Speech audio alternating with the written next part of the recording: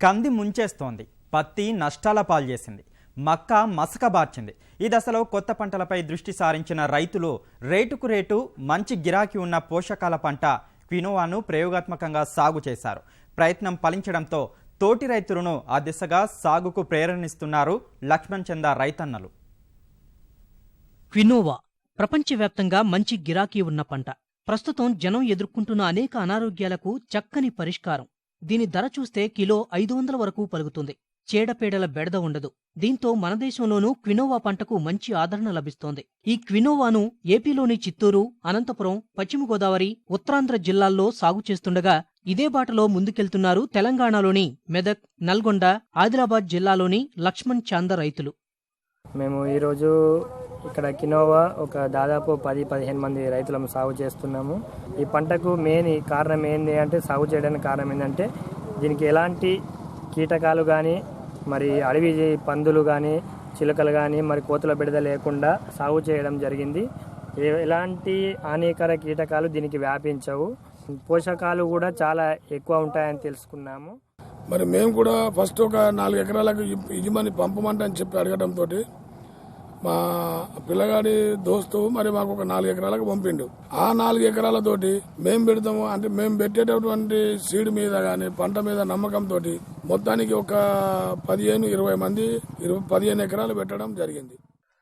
లక్ష్మణ్ చాందలోని 15 మంది రైతులు 15 ఎకరాల్లో ప్రయోగాత్మకంగా క్వినోవాను సాగు చేశారు. ప్రస్తుతం కోత దశకు పంట వచ్చినట్లు రైతులు చెబుతున్నారు. పంట ఆశాజనకంగా ఉందని, 4-6 క్వింటాలు దిగుబడి రావచ్చని వారు వివరిస్తున్నారు. మార్కెట్లో కిలో 500 రూపాయలు పలుకుతోందని, ఆ విధంగా చూసినా తమకు మంచి లాభం వస్తుందని ఆశిస్తున్నట్లు తెలియజేస్తున్నారు.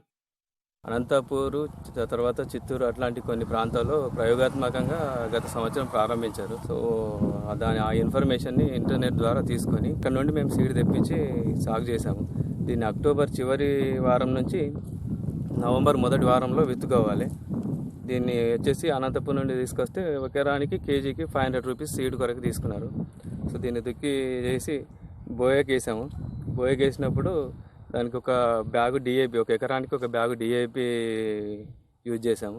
కంప్లీట్ సేంద్రియ వ్యవసాయం ద్వారా చేసాము. ఎలాంటి పురుగు మందులు కానీ, క్రిమి సంహారక మందులు కానీ ఏవి కూడా స్ప్రేలు చేయలేదు. ఇప్పటికీ ఆశాజనకంగా ఉంది. మేము 100% సాటిస్ఫై అవుతున్నాము. కాకపోతే మార్కెట్ మాత్రం హైదరాబాదు సూపర్ మార్కెట్లు కానీ వాళ్ళు కానీ అటే పంపాలి. ఒక మార్కెట్ కొంచెం ఇబ్బంది ఉంది. ఆ మార్కెట్ది కూడా వస్తే రానున్న రోజులలో ఇక్కడ స్థానిక రైతులు కూడా వాటర్ తక్కువ కాబట్టి, చీడపీడలు తక్కువ కాబట్టి అందరూ దీనికి ఆసక్తి చూపించి రోజు అడుగుతున్నారు. గతంలో మొక్కజొన్న, పత్తి తదితర పంటలు సాగు చేశామని, నష్టాలు రావడంతో పోషకాల పంటైన క్వినోవా సాగువైపు మళ్లినట్లు రైతులు చెబుతున్నారు. అయితే క్వినోవా శుద్ధి కేంద్రాలు చాలా తక్కువగా ఉన్నాయని, వాటిని పెంచాలని కోరుతున్నారు. చిరుధాన్యాల మాదిరిగా వివిధ పోషక విలువలున్న క్వినోవా పంటని ప్రభుత్వం ప్రోత్సహించాలని విజ్ఞప్తి చేస్తున్నారు. ఈ పంట మంచిగా వచ్చిందని తర్వాత కూడా అందరం వేయాలనుకుంటున్నాం. ప్రభుత్వం ఏం చేయాలంటే దీనికి కొనుగోలు కేంద్రం అని ఏర్పాటు చేయాలి. ఇది ఎట్లా అంటే ఇది ఇప్పటికీ ఒక 10-15 మంది మేము పెట్టినాము. తర్వాత ఇంకెక్కువ సుగా అందరికీ పెడతాం అనుకుంటున్నాము. కాకపోతే దీనికి రేటు అనేది మద్దతు గవర్నమెంట్ కొంచెం మంచిగా ఇస్తే మేము అందరం పెట్టగలుగుతామని మేము కోరుకుంటాం. మంచిగా నచ్చింది.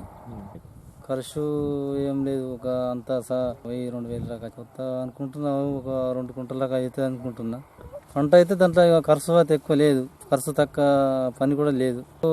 కనీసం అంటే ఒక 3-4 తాళ్ళు కట్టేసినాం. అంతే 4 తాళ్ళు కట్టి సంవత్సరం కూడా ఎక్కువ కూడా వేసుకోవచ్చు. అనంతపురం నుంచి విత్తనాలను తీసుకొచ్చి ఆదిలాబాద్ రైతులు పంట వేశారు. మిత్రుల సూచనలు, సలహాలతో యాజమాన్య పద్ధతులు పాటించారు. రసాయన ఎరువులు, మందులు అవసరం లేని క్వినోవాకి కేవలం సేంద్రియ ఎరువులు వాడి మంచి పంట పండించారు. 5-6 వేల ఖర్చుతో 30,000 ఆదాయం వచ్చే అవకాశం ఉన్నందున రైతులు సంబరపడుతున్నారు.